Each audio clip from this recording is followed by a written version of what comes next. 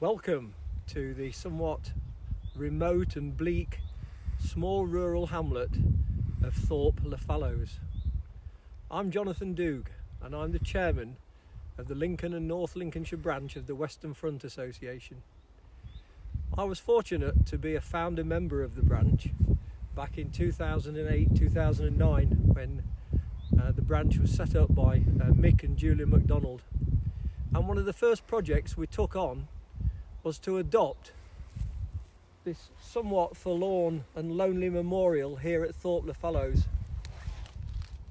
And through the branch memorial officer Michael Credland and his contacts with the Lincolnshire Co-op stonemasons department, the memorial was professionally refurbished in 2010 when we held a service of rededication, when Taff Gillingham's khaki chums were on parade, and the highlight of the day was a replica de Havilland 2 pusher that flew over at about 100 feet up, and it sort of makes the hair stand up on the back of your neck.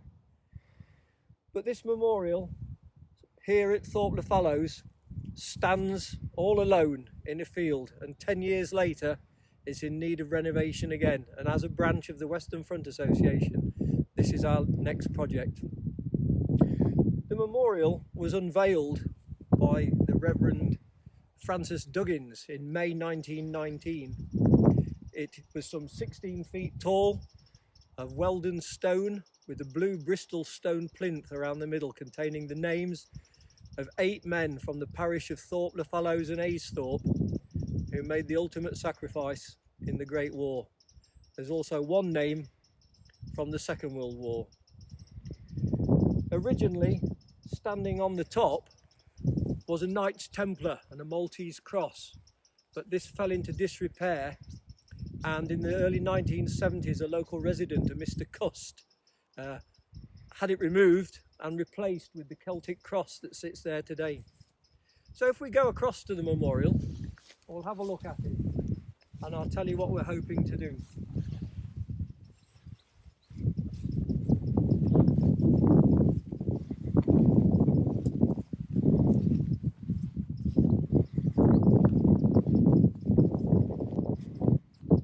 The original railings are now in a sorry state, although fundamentally sound, and I'm very pleased to say that a chap called David Nichols is going to do some serious repair work on these in the next couple of weeks, and then we will have a rub down and paint evening where we will give the railings another coat of black hammerite as we did several years ago, and that should stand them in good stead. The names on the plinth have now faded over the last 10 years, and we are going to ensure that they are repainted. They're blue Bristol stone with black text, which needs picking out again.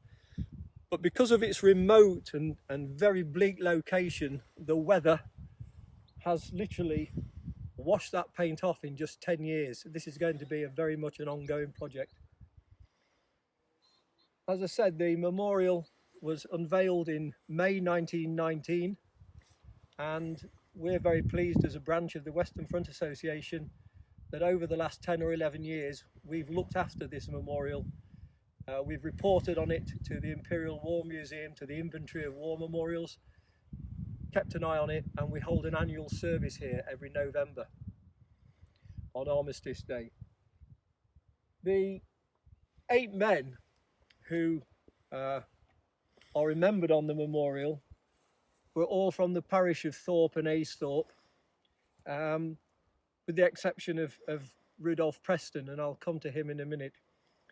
But the men remembered are Frank Baldock, who served with the Grenadier Guards, G. Bradley, the Lincolnshire Regiment, Frederick Burkitt, 2nd 6th Sherwood Foresters, A.E. Goddard, also the Lincolnshire Regiment, J.T. Jackson, Lancashire Fusiliers, W. Martin from the Lincolnshire Regiment, H. Sanderson, who served with the Border Regiment, J. Clayton, who was the only World War II casualty, and of course Rudolph Arthur Preston.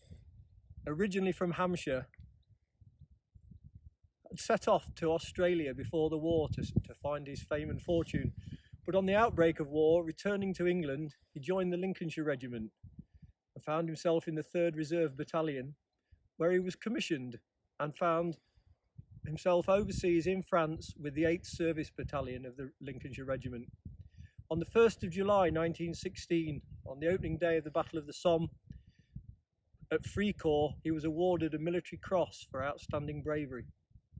Transferring almost immediately to the Royal Flying Corps, became an observer, and on the 15th of September 1916, he was observer with his pilot, Captain Guy Lindsay Cruikshank, DSOMC, in their Sopwith 1.5 strutter. They were engaged in looking for German troop movements near Flers-Courcelette, as the British on that day attempted their first ever attack with the aid of the Lincoln-built tank. Coming up against Oswald Bolker, who was Germany's ace at that time and the mentor to the Red Baron von Richthofen, Bolker and Cruikshank. Cruikshank had always wanted to meet Bolker in combat, but in this case, Bolker was too good for them, and both Cruikshank and Preston were shot down and killed. They're buried together in a double plot at Esbecourt Cemetery on the Somme.